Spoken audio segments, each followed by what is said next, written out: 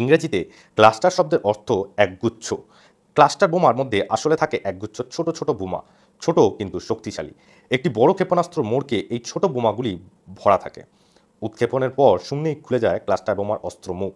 ভিতর থেকে ছোট ছোট বোমাগুলি বেরিয়ে আসে এবং বিস্তীর্ণ অংশে ছড়িয়ে পড়ে। ইরানের 19 জুন হামলার পর ইসরায়েলের সেনাবাহিনী জানায় মাটি থেকে 7 কিলোমিটার উচ্চতায় এই অস্ত্রের মুখ খুলেছিল। তা থেকে বেরিয়ে এসেছিল অন্তত 20টি বোমা।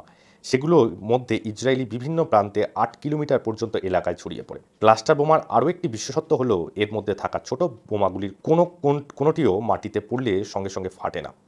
কোনো কিছু সংস্পর্শে এলে তবেই ঘটে বিস্ফোরণ। অর্থাৎ জনবহুল এলাকা না হলে এবং কিছু সংস্পর্শে না এলে দীর্ঘদিন পর্যন্ত এই বোমা সক্রিয় থেকে যেতে পারে। ক্লাস্টার বোমা নিয়ে বিতর্ক কেন?